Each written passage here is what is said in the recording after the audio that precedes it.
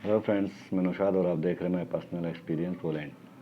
Friend, आज की video बहुत इंपॉर्टेंट होने वाली है क्योंकि मेरे जितने भी व्यूअर्स हैं उन्होंने जो जो मुझसे क्वेश्चन किए हैं उसका मैं आज आपको जवाब देने वाला हूं उन सबका। और यही जवाब आपको वर्क परमिट में काम आते हैं, वही ऑप्शन होते हैं सारे, जितने भी हमें डॉक्यूमेंट्स रेडी करने होते हैं वो वही सब चीज़ें होती हैं। इसके आपको वीडियो देखने से सभी को इसकी एक फ़ायदा पहुँचेगा क्योंकि इसमें ऐसे क्वेश्चन आंसर हैं जो आपको फ़ायदा देंगे आगे चल के फ्यूचर में। जब भी आप प्रोसेस करेंगे या आप प्रोसेस में हैं या आप डॉक्यूमेंट्स बना रहे हैं, रेडी कर रहे हैं, सब उसी से रिलेटेड इसमें होंगे। और ये मेरे व्यूअर्स के क्वेश्चन भी हैं जिनको मैंने जवाब दे दिया, लेकिन मैंने सोचा कि वीडियो बनाने से उनको भी जवाब मिल जाएगा जो मुझसे क्वेश्चन नहीं भी कर रहे हैं, वीडियो देख रहे हैं, सब्सक्राइब नहीं कर रहे हैं। डोंट वरी, कोई बात नहीं, उनकी मर्ज़ी है। लेकिन मैं ये कहूँगा भाई चैनल को सब्सक्राइब ज़रूर करें, वीडियो पसंद आई तो लाइक करें क्योंकि इन्फॉर्मेटिव वीडियो होती है, इन्फॉर्मेशन अच्छी होगी तो आपके काम आएगी, आपके काम नहीं तो आपके फ्रेंड के ज़रूर काम आएगी, किसी न किसी के काम आएगी। मेरा वीडियो बनाने का मेन मकसद यही है। तो चलिए फ्रेंड, वीडियो शुरुआत करते हैं। देखिए, ये सारे सवाल जितने भी हैं मेरे पास 13 सवाल हैं। 13 सवाल मैंने सारे क्वेश्चन को नोट्स करके रखा हुआ है। अब मैं उसका आंसर दे रहा हूँ और स्टेप बाय स्टेप मैं आपको क्वेश्चन और आंसर दोनों बताता चलूँगा, ठीक है। तो मेरे व्यूअर्स ने जो ये पूछा था, तो प्रोसेस में 6 से 7 महीने हो गए, कुछ नहीं आया। तो देखिए, आप अगर कुछ नहीं आया है तो प्रोसेस बहुत स्लो है या तो प्रोसेस हुआ नहीं है, क्योंकि 6-7 महीने में अगर आपको ऑफ़र लेटर भी नहीं दिया गया है, आपको प्रोवाइड नहीं हुआ है ऑफ़र लेटर भी, तो फिर आप अपनी एजेंसी से बात कर सकते हैं या आपने जिसके थ्रू प्रोसेस करवाया उनसे आप पूछ सकते हैं। वो 6 से 7 महीना बहुत है, 8 महीने में प्रोसेस पूरा कंप्लीट हो जाता है।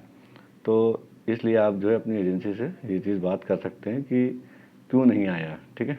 और फिर ऑफ़र लेटर के बाद WP कब आएगा। तो देखिए, अगर आपको ऑफ़र लेटर रिसीव हो गया है तो उसमें आपको WP 2 से ढाई महीना बहुत है, 3 महीने में आपको WP मिल जाना चाहिए। ये डिपेंड आपका प्रोसेस पे, ये भी बात प्रोसेस पे डिपेंड करती है कि आपका प्रोसेस कितना फास्ट है। अगर प्रोसेस बहुत स्लोली चल रहा है तो टाइम लग सकता है। अगर आपका प्रोसेस अच्छा फास्ट चल रहा है तो 3 महीने में आपको ऑफ़र लेटर के बाद आपको WP मिल जाना चाहिए, ठीक है। फिर उसके बाद आता है बैंक स्टेटमेंट, पेमेंट कितना हो, इंडिया में है या दुबई में है, यूरोप में है। तो ये क्वेश्चन ऐसा है कि इसमें सबको इन्फॉर्मेशन एक ही बार में मिल जाएगी। देखिए, जो इंडिया में है उनका बैंक स्टेटमेंट तो अब लग नहीं रहा है, बैंक सर्टिफिकेट लग रहा है, लेकिन बैंक में इतना अमाउंट होना चाहिए कि वो बनता है 3,500 यूरो। अब 3,500 से 4,000 यूरो आपके अकाउंट में होना चाहिए। यानी कि जो आप बैंक से स्टेटमेंट वो सर्टिफिकेट बनवाएंगे उसमें लास्ट में जो आपका पेमेंट शो होगा तो वो कम से कम 3.5 लाख रुपए इंडियन से ज़्यादा होगा तो बहुत अच्छा रहेगा। 4 लाख होगा तो बहुत ही ज़्यादा अच्छा होगा, लेकिन 3 से कम नहीं होना चाहिए।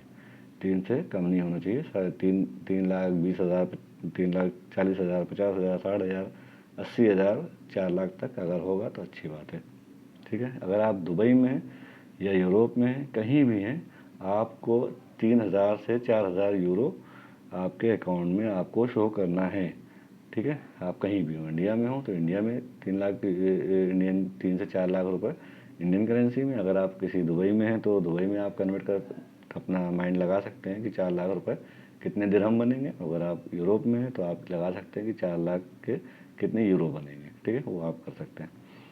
तो अब चौथा सवाल पूछा गया है कि PCC किसी भी कंट्री में हो तो इंडिया से अगर अदर कंट्री में कोई अगर हमारे फ्रेंड हैं तो वो वहाँ PCC कराएंगे तो क्या वो यहाँ आने के बाद VFS में काम करेगी?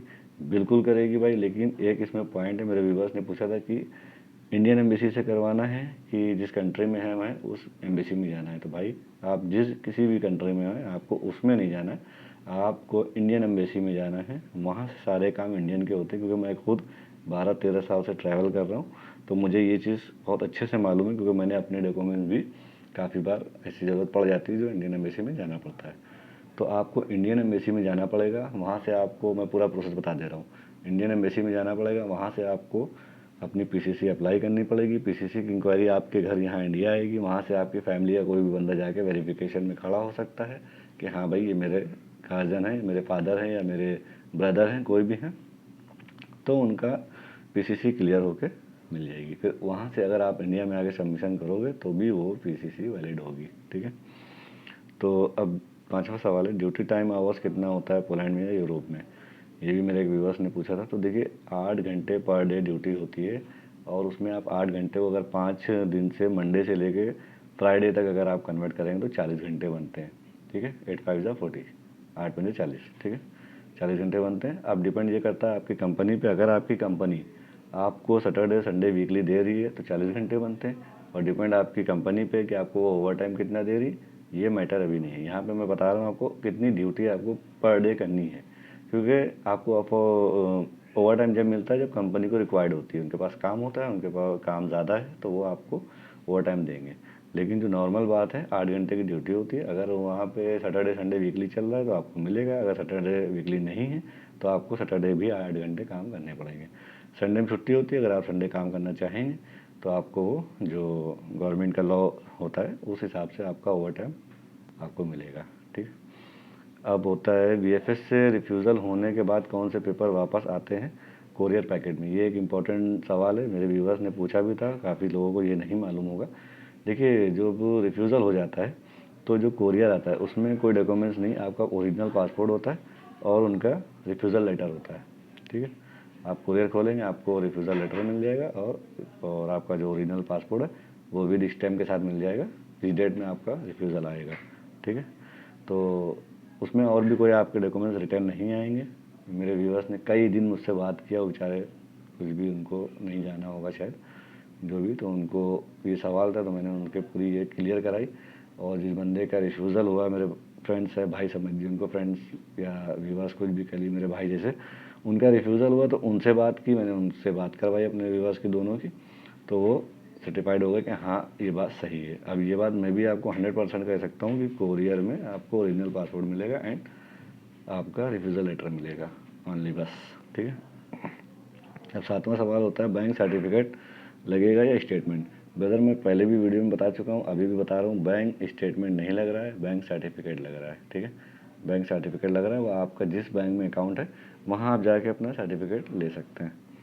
ठीक है ब्रदर। अब 8वां है अनस्किल हूँ, वीज़ा स्टैम्प होगा या नहीं। देखिए, अनस्किल का वीज़ा स्टैंपिंग होने में थोड़ी सी दिक्कत आती है, लेकिन आपके डॉक्यूमेंट्स और आपकी प्रोफाइल कुछ इतनी स्ट्रॉन्ग, कंपनी स्ट्रॉन्ग होगी, अगर वो गारंटी लेती है तो आपका वीज़ा स्टैंप होगा। ऐसा नहीं है कि वीज़ा स्टैंप नहीं होगा, हो भी सकता है, नहीं भी हो सकता, ये वीएफएस की बात है। लेकिन जो रिफ्यूज़ल आ रहे हैं बहुत ज़्यादा, 99% जो रिफ्यूज़ल आ रहे हैं वो अनस्किल पे ही आ रहे हैं, तो इसका भी जवाब यही है। अब नवा सवाल 9 जो सवाल है, अनस्किल के डॉक्यूमेंट्स नहीं है तो क्या करूँ। तो फ्रेंड देखिए, अनस्किल का कोई डॉक्यूमेंट्स होता नहीं है कि अब आप वीएफएस को क्या बताएंगे कि हम अनस्किल है। आपने जब अपना स्किल का सर्टिफिकेट नहीं लगाया तो आप अनस्किल ही हुए। ठीक है, तो ये पूछा था मेरे व्यूअर्स ने कि सर मेरा अनस्किल हूँ मैं और मेरे पास कोई सर्टिफिकेट नहीं है स्किल का, तो मैं क्या लगाऊँ। जब आपके पास नहीं है तो आप जनरल वर्कर प्रोफाइल ही में ही सबमिट करेंगे सबमिशन। अगर आपकी फाइल कोई स्किल की है, आपका वर्क परमिट स्किल का आया है और आपके पास स्किल नहीं है उसका, तो फिर रिफ्यूज़ हो जाएगा, क्योंकि आपके पास स्किल का सर्टिफिकेट नहीं है। आप अपनी स्किल कैसे प्रूफ करेंगे कि हाँ हमें ये काम आता है। ठीक है, तो मेडिकल सर्टिफिकेट, मेडिकल रिपोर्ट कब करवाएं। तो देखिए फ्रेंड्स, मेडिकल का ये होता है कि आप मेडिकल अपने ट्रैवल के टाइम करवा सकते हैं, वैसे बीच में कभी ज़रूरत पड़ती नहीं है, क्योंकि वीएफएस ने भी कोई ऐसा मेडिकल का वो नहीं दिया हुआ है कि हमें आप मेडिकल रिपोर्ट दिखाइए फिट है कि नहीं है। क्योंकि मेडिकल इसलिए, इसमें भी पॉइंट है, मेडिकल इसलिए करवा लीजिए आप ट्रैवल करने से पहले कि अगर आप में खुदा ना खास्ता या कोई प्रॉब्लम किसी को ना हो, छोटी मोटी अगर कोई प्रॉब्लम है तो आप यहीं इंडिया में अपना मेडिकल की थोड़ी सी मेडिसिन लेके अपने आप को फिट कर सकते हैं। क्योंकि आप पोलैंड जाएंगे, वहाँ पे आपकी कंपनी मेडिकल कराएगी, अदरवाइज़ अगर कोई प्रॉब्लम आती है तो फिर उसमें दिक्कत क्रिएट हो सकती है, आपको प्रॉब्लम का सामना करना पड़ सकता है। इसलिए आप ट्रैवल से पहले मेडिकल करवा लीजिए। ठीक है, और खुद से अप्लाई किया है डॉक्यूमेंट्स कैसे बनाऊँ, ये एक इम्पॉर्टेंट है। देखिए फ्रेंड्स, जिनको नॉलेज नहीं है, जिनको वर्क परमिट का और सपोर्टिंग डॉक्यूमेंट्स की नॉलेज नहीं है, वो खुद से अप्लाई करने की मैं तो यही सजेस्ट करूँगा कि कोई अच्छी एजेंसी लें, एजेंसी में जाएं, ताकि आपको सारे डॉक्यूमेंट्स क्लियर करके मिलेंगे। ठीक है, सारे डॉक्यूमेंट्स वो रेडी करके देंगे। आप लोग ना, जिनको अच्छी नॉलेज हो या जिनको सपोर्ट करने वाले हों, जो वहाँ पे WP आपका भेज रहे हैं वो सपोर्ट कर सकते हो आपको, या फिर आपकी कोई गार्जियन हो, कोई भी हो जो आपको सपोर्ट कर सके डॉक्यूमेंट बनाने में। ठीक है, क्योंकि ये डॉक्यूमेंट बनाने में काफ़ी प्रॉब्लम आती है, काफ़ी टफ भी है, और जिनको बिल्कुल भी नॉलेज नहीं है वो एजेंसी से कांटेक्ट करके अपना का प्रोसेस करवाएं। ठीक है, तो आउट ऑफ इंडिया हूँ तो वहाँ से पीसीसी इंडिया वीएफएस काम करेगी। इंडिया की वीएफएस बिल्कुल काम करेगी पीसीसी। मैंने आपको अभी पहले भी बताया है कि आप जिस भी कंट्री में हैं इंडियन एम्बेसी में जाएँ, वहाँ से अपनी पीसीसी ला के और दे सकते हैं, आपकी पीसीसी काम करेगी। अब मैं बताता हूँ, ये सारे हो गए आपके व्यूअर्स के हमारे सारे जवाब। अब मैं बताता हूँ कि मैं, देखिए व्यूअर्स के फ्रेंड्स, मैं कोई एजेंसी नहीं हूँ, ना ही मैं कोई एजेंसी खोले हूँ, ना मैं कोई ऑफिस खोल के बैठा हूँ। मैं ये वीडियो बना रहा हूँ आप लोग के इन्फॉर्मेशन के लिए कि बहुत से फ्रेंड्स ऐसे हैं कि जिनको इन्फॉर्मेशन नहीं है और कुछ नहीं मालूम होता है, तो वो मुझसे सवाल करते हैं, जवाब मैं उनको बिल्कुल जवाब देता हूँ, टाइम पे बात करता हूँ, जितनी देर वो चाहेंगे उतनी देर में बात कर सकता हूँ। इसमें कोई डाउट नहीं है, कोई प्रॉब्लम नहीं है मुझे आप लोगों से बात करने में। जिस टाइम आप चाहें मुझसे बात कर सकते हैं फ्रेंड। तो कोई एजेंसी मैं नहीं हूँ, कोई मुझे ये ना सोचे कि मैं ट्रैवल एजेंट हूँ या मैं कोई अपना ट्रैवल खोल के बैठा हूँ, ऐसा फ्रेंड्स नहीं है। फिर मिलेंगे इंशाल्लाह अगली वीडियो में। अगर ये वीडियो आप लोगों के लिए इंफॉर्मेटिव है तो फिर ऐसी कोई अच्छी वीडियो अगली बार आपसे मिलेंगे, फिर मुलाकात होगी अगली वीडियो में। आप लोग चैनल को सब्सक्राइब करें भाई, सब्सक्राइब करना ना भूलिए, ताकि अगली वीडियो आपको रिलेटिव अच्छी वीडियो और प्रूफ के साथ, कोई डॉक्यूमेंट्स के साथ, जिससे आपका फ़ायदा पहुँचे, ऐसी आपको वीडियो मिलेगी सबसे पहले। तो इसलिए भाई सब्सक्राइब करना ना भूलें फ्रेंड्स। लाइक करिए तो पसंद आए तो लाइक करिए, सब्सक्राइब करिए, फ्रेंड्स को शेयर करिए। फिर मिलेंगे इंशाल्लाह अगली वीडियो में। अल्लाह हाफिज़।